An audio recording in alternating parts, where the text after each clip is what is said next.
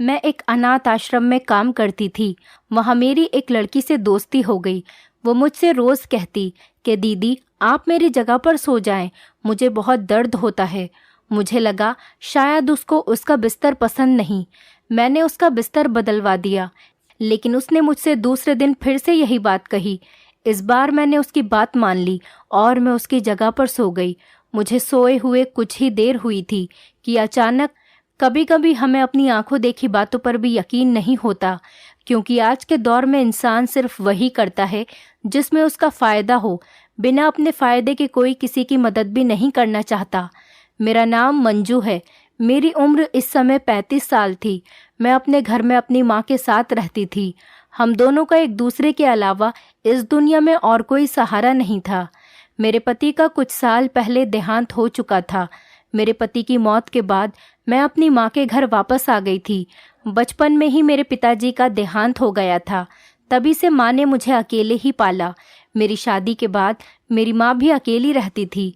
मैं उनकी इकलौती औलाद थी। मेरी ससुराल में मेरे सास ससुर और एक देवर ही था। मेरे सास ससुर मुझसे कभी कभी मिलने आ जाया करते थे। मेरे पति के देहांत के बाद मेरे देवर ने मुझसे शादी के लिए कहा, लेकिन मैंने उसे मना कर दिया, क्योंकि मुझे अब शादी करनी ही नहीं थी। मुझे मेरी माँ के साथ रहना था, क्योंकि उन्होंने अपनी पूरी जिंदगी सिर्फ मेरे लिए ही जी थी। अब मेरा फ़र्ज़ था मैं उनके लिए कुछ करूं, उन्हें बुढ़ापे में आराम दूं। मेरी माँ लोगों के कपड़े सीकर अपना गुजारा करती थी, लेकिन आजकल उनकी तबीयत ख़राब रहने लगी थी। मैंने माँ से कहा कि आप कपड़े सीना बंद कर दीजिए, आपकी तबीयत ठीक नहीं रहती। मैं कोई ना कोई काम देख लूँगी। मैं ज़्यादा पढ़ी लिखी तो नहीं थी। इंटर के बाद मेरी माँ ने मेरी शादी कर दी थी, क्योंकि उन्हें मेरी शादी की बहुत फिक्र रहती थी। वो चाहती थी कि अपने जीते जी मेरी शादी कर दें। इसीलिए इंटर के बाद ही मेरी माँ ने मेरे लिए एक अच्छा सा रिश्ता देखकर मेरी शादी कर दी। मुझे किसी स्कूल में जॉब मिलना मुश्किल थी। मैंने अपने पड़ोसियों से कह रखा था कि कोई काम हो तो मुझे बताना। मैंने अपनी दोस्तों से भी पूछा, अगर मेरे लिए कोई जॉब हो तो प्लीज़ मुझे बताना। तब उसने मुझे बताया कि एक अनाथ आश्रम में एक औरत की ज़रूरत है। मैंने उससे पूछा कि वहाँ पर क्या काम करना पड़ेगा। उसने मुझसे कहा कि उसे इस बारे में कुछ भी नहीं पता। उसे भी किसी ने इस नौकरी के बारे में बताया था, तो उसने सोचा कि वो मुझे बता दे, शायद मेरा काम बन जाए। फिर वो मुझसे बोली मैं खुद वहाँ चली जाऊँ और बात कर लूँ। मैंने उससे वहाँ का एड्रेस लिया और अगले ही दिन मैं अपनी माँ से कहकर अनाथ आश्रम चली गई। मैं जब वहाँ पहुँची तो वो एक घर की तरह बना हुआ था। मैं गेट के अंदर गई। वहाँ ग्राउंड में बच्चे खेल रहे थे। वहाँ पर कुछ बच्चे विकलांग भी थे। वो घर अंदर से काफ़ी बड़ा बना हुआ था। उसमें काफ़ी कमरे थे। वहाँ एक छोटा सा कमरा बना हुआ था जहाँ वॉचमैन रहता था। मैंने एक बच्चे से ऑफिस का पता किया तो उसने मुझे सामने कमरे की तरफ इशारा किया। मैं वहाँ पर चली गई। अंदर देखा तो वहाँ पर एक मैडम बैठी थी। मैंने उनसे अंदर आने का पूछा तो उन्होंने मुस्कुराकर कहा कि आ जाओ। मैंने उन्हें बताया कि मैं नौकरी के लिए आई हूँ। उन्होंने मुझसे मेरा नाम, मेरी पढ़ाई के बारे में पूछा तो मैंने उन्हें सब कुछ बता दिया। उन्होंने मुझसे कहा कि ठीक है, तुम कल से काम पर आ जाना, लेकिन हमारे यहाँ जो लेडीज़ काम करती हैं उन्हें यहीं पर रुकना पड़ता है। सिर्फ संडे में ही वो अपने घर जाती हैं। मुझे उनकी ये बात सुनकर माँ का ख्याल आया। मैं अपनी माँ को घर पर अकेला कैसे छोड़ सकती हूँ? उनकी तो तबीयत भी ठीक नहीं रहती। मैंने मैडम से कहा, क्या रुकना ज़रूरी है? मैं रोज़ नहीं आ सकती? तो उन्होंने मुझसे मना कर दिया। कहा कि यहाँ हर समय बच्चों की देखभाल करनी पड़ती है। उनके पास हर समय किसी न किसी का रहना ज़रूरी होता है। वैसे यहाँ तुम्हारे अलावा 2-3 लड़कियाँ और हैं, लेकिन उन्हें और भी काम होते हैं। मैंने मैडम से पूछा, यहाँ पर मुझे क्या काम करना होगा? मैडम ने कहा, यहाँ तुम्हें रुकना पड़ेगा, क्योंकि बच्चों को खाना खिलाने की और पिलाने की जिम्मेदारी तुम्हारी ही होगी और तुम्हें बच्चों का ख्याल रखना होगा। इसके अलावा और कोई काम नहीं। मैंने उनसे और कुछ बातें की और फिर मैं वहाँ से उठकर अपने घर आ गई। मुझे वहाँ रुकने पर कोई एतराज़ नहीं था, लेकिन अपनी माँ की फ़िक्र थी। मैं उन्हें अकेला नहीं छोड़ सकती थी। जब मैं घर आई तो माँ ने मुझसे पूछा कि क्या हुआ, तुम नौकरी के लिए गई थी ना, नौकरी मिली या नहीं? मैंने माँ को सब कुछ बता दिया। माँ ने कहा, अगर तुम्हें ये नौकरी पसंद आई है और पैसे भी सही मिल रहे हैं तो तुम ये नौकरी कर लो, मेरी फिक्र मत करो, मैं अकेले रह लूँगी। मैंने उनसे कहा कि आपके लिए खाना कौन बनाएगा, मुझे वहाँ 24 घंटे रहना होगा। माँ ने कहा तुम फिक्र मत करो, मैं अपने लिए खाना खुद बना लूँगी, वैसे भी मैं सारा दिन खाली ही तो रहती हूँ। तुमने मेरा सिलाई का काम भी छुड़वा दिया है, क्या मैं अपने लिए खाना भी नहीं बना सकती? मैंने कहा ठीक है, पर आप अपना बहुत ख्याल रखना और दवाई भी समय से लेती रहना। मैं अपने कमरे में आई, मैंने अपनी अलमारी से अपने कुछ कपड़े निकालकर बैग में रख लिए और कुछ ज़रूरत का सामान भी रख लिया। अगले दिन मैं अपनी माँ से मिली और अनाथ आश्रम के लिए निकल गई। मैं वहाँ जाकर मैडम से मिली। मैडम ने मुझे मेरा काम समझा दिया, मुझे मेरा कमरा भी दिखा दिया। मैं अपने कमरे में गई और मैंने अपना सामान और अपने कपड़े वहाँ पर रखे। उस कमरे में मेरे साथ वो तीनों लड़कियाँ भी रहती, लेकिन उस समय कमरे में कोई नहीं था। मैंने थोड़ा सा आराम किया, फिर मैं बाहर आ गई। बाहर मुझे वो लड़कियाँ मिली जो यहाँ पर काम करती थीं। वो तीनों लड़कियाँ ही थीं। उनमें से एक का नाम रीमा था और दूसरे का नाम रवीना था। पहले मैं उनसे मिली, अपने बारे में बताया, उन्होंने भी मुझे अपने बारे में बताया। हम बच्चों के साथ खेलने लगे। दोपहर के खाने का समय हो गया। एक कमरा था जिसमें बच्चे खाना खाया करते थे। हम उस कमरे में बच्चों को लेकर गए और बच्चों को खाना खिलाया। वहाँ पर एक आंटी खाना बनाने के लिए आती थी और खाना बनाकर चली जाती थी। दोनों टाइम का खाना बनाना और सुबह का नाश्ता बनाना उनकी ही जिम्मेदारी थी।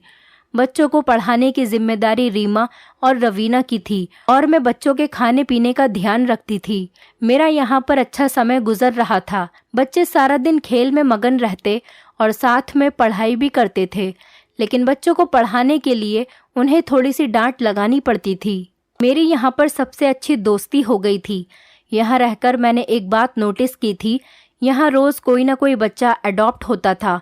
रोज़ कोई ना कोई फैमिली किसी बच्चे को लेने के लिए आती थी और मैडम उनको बच्चा दे भी देती थी। सिर्फ बच्चे अडॉप्ट ही नहीं होते थे, यहाँ बच्चे आते भी बहुत ज़्यादा थे। कुछ लोग थे जो अनाथ बच्चों को यहाँ लेकर आते थे ताकि उनकी अच्छे से देखभाल हो सके। आंटी बच्चों का बहुत अच्छे से ख्याल रखती थी। उनकी वजह से बच्चों को रहने के लिए छत मिल रही थी और यहाँ मैडम बच्चों को हर चीज़ की सहूलत देती थी। मैडम बहुत अच्छी आदत की थी।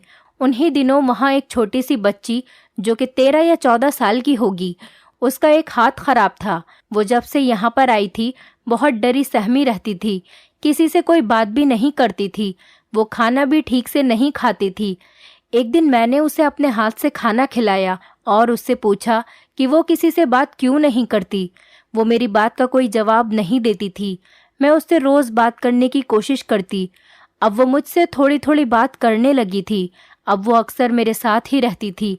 वैसे तो मैं सारे ही बच्चों के साथ प्यार से रहती थी।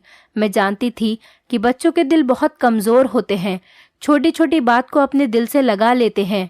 उस लड़की के साथ मेरी अच्छी दोस्ती हो गई थी।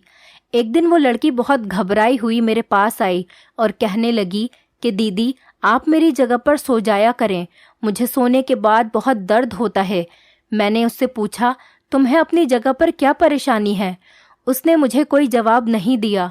मुझसे यही कहती रही कि दीदी आप मेरी जगह पर सो जाया करें, मुझे बहुत दर्द होता है। मैंने कहा ठीक है, तुम फिक्र मत करो, मैं कुछ करती हूँ। मैंने सोचा शायद कोई बच्चा होगा जो उसे रोज़ाना परेशान करता होगा, मुझसे इसीलिए अपनी जगह बदलने को कह रही है। मैंने रीमा से कहकर उसकी जगह बदलवा दी और मैं बच्चों के साथ जाकर बैठ गई। हमारा कमरा बच्चों के कमरों से दूर था। उस अनाथ आश्रम में 40-50 के करीब बच्चे थे। लड़कियों का कमरा अलग था और लड़कों के कमरे अलग थे। मैडम हर चीज़ का वहाँ खुद ख्याल रखती थी और बच्चों के लिए हर तरीके की सहूलियत थी। हम लोगों ने रात का खाना खाया और अपने कमरे में जाकर सो गए। अगले दिन जब मैं उठी तो रोज़ की तरह अपने कामों में लग गई। जब दोपहर का खाना खाने का समय हुआ, मैं पिंकी के पास गई।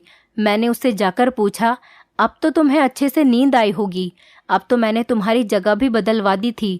लेकिन वो बाकी दिनों की तरह आज भी उदास थी। उसने मुझसे अभी भी वही बात कही कि दीदी आप मेरी जगह पर सो जाया करें, मुझे बहुत दर्द होता है। मैंने उससे पूछा अब कैसा दर्द, क्या अभी भी तुम्हें किसी बच्चे ने परेशान किया है? इतने में मैडम मेरे पास आ गई। उसने मुझे कोई जवाब नहीं दिया और वो अपने कमरे में चली गई। अब जब भी पिंकी मुझसे मिलती मुझसे यही बात कहती, लेकिन मैं उसकी बात को टाल देती। मुझे लगा शायद वो यहाँ रहना ही नहीं चाहती, इसीलिए वो मुझसे ये बात कहती है। लेकिन मैं ये भी सोचती थी कि उसे यहाँ क्या परेशानी हो सकती है, यहाँ तो सब बच्चे बहुत खुश रहते हैं। फिर मैंने सोचा क्यों ना आज मैं पिंकी के बिस्तर पर सोकर देखूं, सब पता चल जाएगा वो झूठ बोलती है या फिर सच। आज हम लोगों ने रात का खाना खाया, उसके बाद मैं पिंकी के पास गई। मैंने पिंकी को अपने कमरे में अपने बेड पर सुला दिया और मैं उसकी जगह जाकर लेट गई। थोड़ी देर बाद ही मुझे नींद आ गई। अभी मुझे सोए हुए कुछ ही देर हुई थी, मुझे ऐसा लगा कि किसी ने मेरे पैरों को छुआ हो। मैंने अपने पैर चादर के अंदर कर लिए। फिर अचानक से मुझे एक चुभन सी हुई। मैंने चादर हटाकर देखा तो मुझे वहाँ कुछ लोग नजर आए। वो लोग आपस में कुछ बातें कर रहे थे, लेकिन मैं उन्हें ठीक से नहीं देख सकी। उससे पहले ही मैं बेहोश हो गई। अगली सुबह जब मैं उठी तो मैं अपनी जगह पर ही सो रही थी। मेरे सर में हल्का सा दर्द था, आंखें लाल हो रही थी। मुझे अपनी तबीयत कुछ खराब लग रही थी। मैंने उठकर हाथ मुंह धोया और नाश्ता किया और दवाई ली और रोज़ की तरह अपने कामों में लग गई, क्योंकि मुझे रात के बारे में कुछ भी याद नहीं था। दोपहर के समय पिंकी मेरे पास आई और मुझसे पूछने लगी कि दीदी, क्या आपको भी दर्द हुआ था? मैंने उससे कहा, मुझे कोई दर्द नहीं हुआ, तुम सिर्फ मुझसे बहाना करती हो। आज से तुम अपनी जगह पर ही सोओगी और आगे से मुझसे ऐसी कोई बात भी नहीं करना। वो अपना छोटा सा मुंह लेकर कमरे में चली गई। मैं सोचने लगी कि आखिर मेरे साथ रात में हुआ क्या था, मुझे कुछ याद क्यों नहीं आ रहा था। अगले दिन संडे था। मैं अपने घर अपनी माँ से मिलने चली गई। जब मैं घर पहुंची तो मेरी माँ मुझे देखकर बहुत खुश हुई और मुझसे मेरी नौकरी के बारे में पूछने लगी कि मैं वहाँ खुश तो हूँ ना, मुझे ज़्यादा काम तो नहीं करना पड़ता। मैंने अपनी माँ को वहाँ के बारे में सब कुछ बताया और खर्चे के पैसे माँ के हाथ में दिए। मेरी माँ बहुत खुश हुई और मुझे दुआएं देने लगी।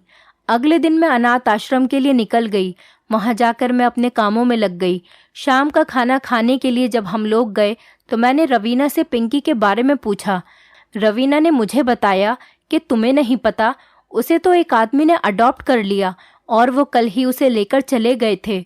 मैं ये सुनकर बहुत उदास हुई, क्योंकि मैं पिंकी के बहुत करीब हो गई थी। लेकिन कहीं ना कहीं मुझे इस बात की खुशी भी हुई कि पिंकी को माता पिता मिल गए होंगे और अब वहाँ वो अच्छा जीवन व्यस्त करेगी। अब वो पढ़ लिख कर अपने जीवन में कुछ बन जाएगी। मुझे पिंकी की बहुत याद आती थी, लेकिन मैंने और बच्चों में अपने आप को बिजी कर लिया था।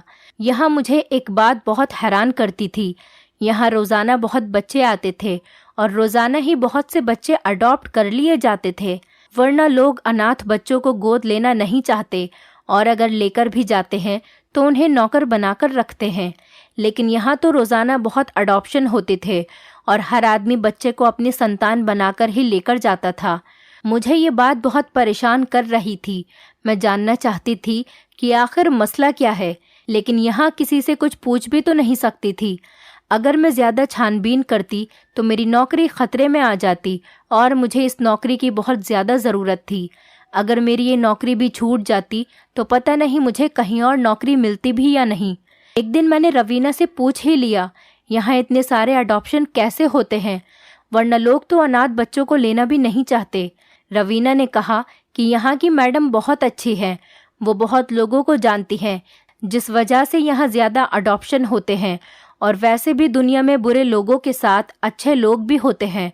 हो सकता है भगवान उनके दिल में अनाथ बच्चों के लिए दया डाल देता हो। उसकी बात सुनकर मैं खामोश हो गई। मुझे यहाँ काफ़ी समय हो गया था। यहाँ रोज़ ही बच्चे आते जाते रहते थे। एक दिन एक बच्ची मेरे पास आई जो लगभग 12 साल की होगी। वो मुझसे आकर कहने लगी, दीदी मुझे अपने बिस्तर पर नहीं सोना, मुझे दर्द होता है। मैं उसकी ये बात सुनकर हैरान हो गई, क्योंकि यही बात मुझसे पिंकी भी कहा करती थी। मैंने उससे पूछा, बेटा कैसा दर्द होता है? क्या तुम्हें कोई और बच्चा परेशान करता है? क्या तुम्हें बिस्तर में कुछ चुभता है? वो बच्ची रोने लगी और रोते रोते उसने मुझे बताया उसे ऐसा लगता है कि उसे किसी ने इंजेक्शन लगाया हो। फिर उसके बाद उसे कुछ याद ही नहीं रहता। जब वो सुबह उठती है तो उसे पूरे शरीर में दर्द होता है। मेरे दिमाग में ऐसी बात आई जो मैं सोच भी नहीं सकती थी। मैंने खुद से ही सवाल करके खुद ही जवाब दिया कि नहीं, ऐसा नहीं हो सकता। यहाँ ऐसा कौन कर सकता है? यहाँ तो बच्चों का हर तरह से ख्याल रखा जाता है, फिर ऐसी दरिंदगी इनके साथ कौन कर सकता है? मैं उस बच्ची को अपने कमरे में लेकर गई और दरवाज़ा अंदर से बंद कर लिया। मैंने उसके कपड़े उतार कर देखा तो उसके जिस्म पर कुछ निशान थे। मैं समझ गई कि इसके साथ कुछ गलत हुआ है। मैंने उससे कहा कि तुम फिक्र मत करो, मैं रात को तुम्हारे साथ ही सोऊंगी, घबराओ नहीं, और तुम ये बात अभी किसी को मत बताना। उस बच्ची की यह हालत देखकर मुझे रोना आ रहा था, लेकिन मैंने खुद को शांत किया और मन ही मन में सोच लिया, इसके साथ जो कुछ भी हुआ है वो मैं पता लगाकर ही रहूंगी। इस बच्ची के साथ जिसने भी गलत किया है उसको छोड़ूंगी नहीं। जब रात हुई तो मैं बच्चों के कमरे में जाकर उस लड़की से थोड़ी दूरी पर लेट गई। मैंने किसी को इस बारे में कुछ भी नहीं बताया था।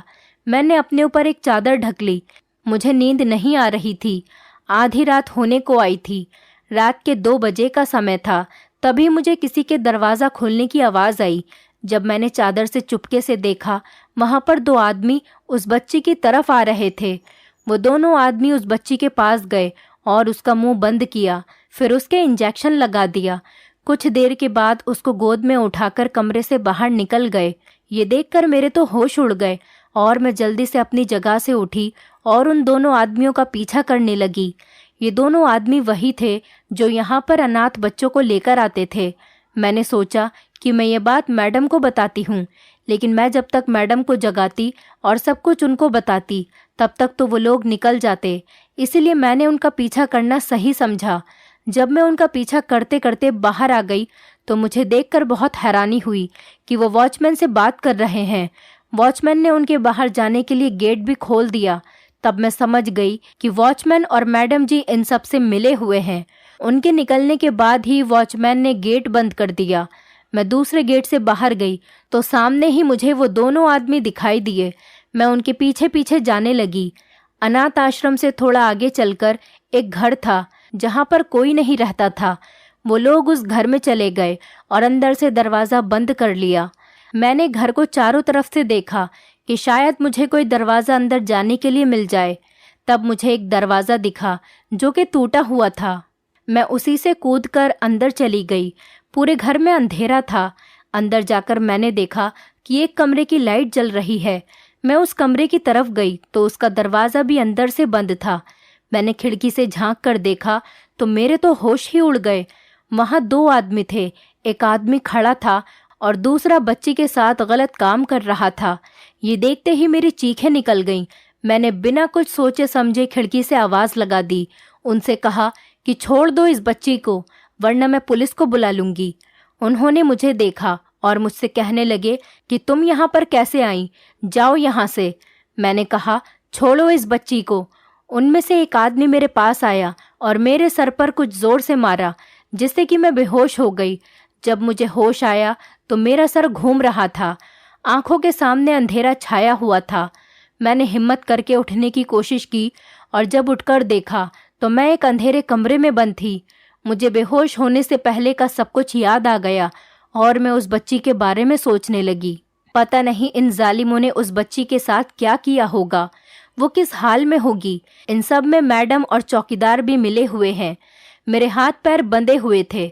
मैंने खोलने की बहुत कोशिश की, लेकिन मेरी कोशिश बेकार रही। थोड़ी देर बाद एक आदमी अंदर आया। वो मेरे लिए खाना लेकर आया था। मैंने उससे कहा कि मुझे छोड़ दो, मैं किसी को भी नहीं बताऊंगी। तो वो हंसने लगा और मुझसे बोला, क्या हुआ, पहले तो बड़ा उछल रही थी, निकल गई सारी अकड़। पहले तो बहुत बोल रही थी। मैं उनकी बात सुनकर रोने लगी। इस वक्त मैं उनका कुछ भी नहीं बिगाड़ सकती थी, क्योंकि मेरे हाथ पैर बंधे हुए थे और वो बहुत खतरनाक और जालिम लोग थे। मेरे साथ कुछ भी कर सकते थे। उस आदमी ने मुझसे कहा, ये लो खाना खा लो, रोने के लिए भी तो ताकत चाहिए होती है। फिर उन्होंने मेरे हाथ खोले और खाने की थाली मेरे हाथ में देकर वहाँ से चले गए। मैंने उस खाने को हाथ भी नहीं लगाया, क्योंकि हो सकता है उन्होंने उस खाने में जहर मिलाया हो ताकि वो मुझे रास्ते से हटा सकें। अब मैं उनकी सारी हकीकत जान चुकी थी। वो लोग मेरे साथ कुछ न कुछ ज़रूर करते। अचानक मुझे पिंकी की याद आ गई। अब मुझे उसके दर्द का एहसास हो रहा था और मैं समझ गई थी कि वो मुझसे क्यों कहती थी कि रात में उसे दर्द होता है। बेचारी मासूम बच्ची, एक तो लावारिस, ऊपर से उसके साथ इतना गलत हुआ। भगवान इन्हें कभी माफ़ नहीं करेगा। मैं सोच भी नहीं सकती थी कि मैडम भी इन सब में मिली हुई होंगी। मैंने सोचा कि कैसे भी करके मुझे यहाँ से निकलना होगा, वरना ये लोग मुझे भी मार डालेंगे। मैं दरवाज़ा खोलने गई तो दरवाज़ा बाहर से बंद था। मैंने कमरे के चारों तरफ देखा, मुझे वहाँ पर कुछ भी नज़र नहीं आया। मैंने ऊपर की तरफ देखा तो वहाँ मुझे एक खिड़की दिखाई दी, लेकिन वो बहुत ऊपर थी। फिर मैंने कमरे में देखना शुरू किया। कमरे में ऊपर की तरफ एक स्लिप था जिस पर चढ़कर मैं खिड़की से बाहर जा सकती थी। मुझे वहाँ एक स्टूल रखा हुआ दिखाई दिया। मैंने उसको खिड़की की तरफ रखा और उस पर चढ़कर खिड़की से बाहर देखा, लेकिन वहाँ कोई नहीं था। मैंने उसका शीशा तोड़ा और खिड़की से बाहर कूद गई। कूदने की वजह से मेरी टांग में चोट लग गई और मुझसे चला भी नहीं जा रहा था, लेकिन मैं अपनी परवाह किए बगैर गेट की तरफ गई। गेट भी बंद था। फिर मैंने वहां से निकलने का दूसरा दरवाज़ा ढूंढा। पीछे की तरफ एक दरवाज़ा और था जिससे मैं बाहर आई। थोड़ा आगे चलकर ही अनाथ आश्रम था। गेट पर ही वॉचमैन बैठा रहता था। अगर वो मुझे देख लेता तो दोबारा से मुझे पकड़वा देता, इसलिए मैंने अपना मुंह दुपट्टे से कवर किया और छुप छुपा कर वहाँ से निकल गई। मैं पुलिस स्टेशन की तरफ गई क्योंकि मैं बच्चों को ऐसे नहीं छोड़ सकती थी। वहाँ बच्चों के साथ बहुत गलत हो रहा था और ये सब पुलिस को बताना बहुत ज़रूरी था। पुलिस स्टेशन वहाँ से काफ़ी दूर था। मैं पैदल चलकर ही पुलिस स्टेशन पहुँची। मुझे वहाँ पर आधा घंटा इंतज़ार करना पड़ा। वहाँ बहुत सारे लोग बैठे थे और मुझे डर लग रहा था क्योंकि वहाँ सारे के सारे मुजरिम ही थे। मैंने इंस्पेक्टर को सारी बात बताई। इंस्पेक्टर ने कहा कि क्या तुम्हारे पास इन सब का कोई सबूत है? मैंने कहा, जी नहीं, इसका मेरे पास कोई सबूत नहीं। उन्होंने कहा, तो फिर हम तुम्हारी बात कैसे मान लें? हो सकता है तुम झूठ बोल रही हो और उन लोगों को फंसाना चाहती हो। मैंने इंस्पेक्टर साहब को समझाया कि मैं झूठ क्यों बोलूँगी, इन सब में मेरा क्या फ़ायदा हो सकता है। मैं तो सिर्फ मासूम बच्चों को बचाना चाहती हूँ। उन बच्चों पर बहुत ज़्यादा जुल्म हो रहा है और मैं उन लोगों के खिलाफ गवाही देने के लिए भी तैयार हूँ। इंस्पेक्टर साहब ने कहा कि बिना सबूत के हम इन सब का कुछ नहीं बिगाड़ सकते। अदालत में सबूत चलते हैं। इंस्पेक्टर ने मेरी सारी बातें सुनकर कुछ देर सोचा और फिर मेरी रिपोर्ट दर्ज कर ली और फिर उन्होंने मुझसे कहा कि वो लोग तुम्हें नुकसान पहुंचा सकते हैं, तुम अपना ध्यान रखना। मैं वहां से अपने घर गई। मैंने अपना सामान लिया और अपनी माँ का भी सामान लिया और माँ के साथ वहां से निकल गई क्योंकि हो सकता था कि वो लोग मेरे घर पहुंच जाते। मैं अपनी एक दोस्त के घर पर चली गई। मेरी माँ ने मुझसे पूछा, क्या हुआ बेटा, तुम इस हालत में और इतनी जल्दी में, तुम्हारे साथ क्या हुआ है? मैंने कहा, आप चलिए, मैं रास्ते में आपको पूरी बात बताती हूँ। फिर मैंने उन्हें रास्ते में सारी बात बता दी। वो मुझे शाबाशी देने लगी और मुझसे कहने लगी कि तुमने जो कुछ भी किया सही किया। जालिमों के साथ ऐसा ही होना चाहिए, तुम उन्हें सज़ा दिलाकर ही रहना। कुछ दिनों बाद पुलिस वहाँ पर भेस बदल कर गई। उन्होंने मैडम से बात की कि उन्हें एक बच्ची चाहिए और वो उस बच्ची को विदेश ले जाकर बेच देंगे, जिसके लिए वो मुंहमांगी रकम देने को तैयार हैं। मैडम ने भी बच्ची देने की हामी भर ली और बात करते करते उनसे ये भी कहा कि आपको और बच्चे चाहिए हों तो वो भी मिल जाएंगे आपको हमारे यहाँ। हम बच्चों से हर तरीके का काम करवा लेते हैं। पुलिस वालों ने सब कुछ रिकॉर्ड कर लिया और वो वहाँ से आ गए। अगले दिन उन्होंने वहीं पर छापा मार दिया। मैडम, वॉचमैन और उन 2 आदमियों को भी गिरफ्तार कर लिया। वहाँ जो लड़कियाँ काम करती थीं, उन्हें भी इन सब के बारे में कुछ भी नहीं पता था। मैडम के कमरे की तलाशी ली तो वहाँ उनके खिलाफ सारे सबूत मिल गए। इसके साथ साथ पुलिस को मैडम के ऑफिस से ड्रग्स भी मिले, जिससे पता चला कि वो ड्रग्स का भी कारोबार करती हैं। उन्हें अदालत में पेश किया गया। अदालत में पता चला कि वो मासूम बच्चों की ब्लू फिल्म्स भी बनाती हैं, जिसे वो बाहर देश में बेच देती हैं और इससे वो करोड़ों रुपये कमा रही थी। और जो लोग बच्चों को अनाथ आश्रम से अडॉप्ट करने आते थे, उन्हें अडॉप्ट नहीं करते थे, बल्कि उन्हें बेचने के लिए लेकर जाते थे। और जिन आदमियों ने मुझे वहाँ पर बंद किया था, वही आदमी अच्छे और खूबसूरत बच्चे लेकर वहां पर आते थे। वो इस बात का खास ध्यान रखते थे कि बच्चे अनाथ हों, उनके आगे पीछे कोई पूछने वाला नहीं हो, ताकि वो जैसा चाहे उनके साथ वैसा कर सके।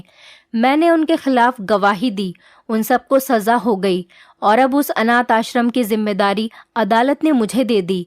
मैंने वहाँ बच्चों को बहुत अच्छे से रखा था, उनका पूरे तरीके से ख्याल रखती थी। बच्चे भगवान का रूप होते हैं, लेकिन कुछ लोगों के पास शायद दिल ही नहीं होता। लोग पैसों की खातिर इतना गिर सकते हैं, मैं कभी सोच भी नहीं सकती थी। अब वहाँ बच्चे बहुत खुश रहते थे। कोई बच्चों को अडॉप्ट करने के लिए भी आता तो मैं उनसे उनकी सारी इन्फॉर्मेशन लेती, बाद में ही किसी बच्चे को देती थी, क्योंकि मैं नहीं चाहती थी कि कोई भी किसी बच्चे के साथ कुछ गलत करे।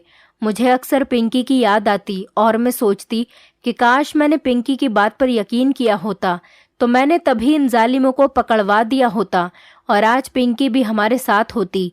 अब वो पता नहीं कहाँ पर होगी और किस हाल में होगी। मैं भगवान से उसके लिए दुआ ही कर सकती हूँ कि वो जहाँ भी हो ठीक हो। दोस्तों, उम्मीद करती हूँ आपको हमारी कहानी पसंद आई होगी। कहानी पसंद आई है तो वीडियो को लाइक करें, चैनल पर नए हैं तो चैनल को सब्सक्राइब करें और हाँ, नोटिफिकेशन बेल को ज़रूर दबाएं ताकि अगली अपडेट सबसे पहले आपको मिले।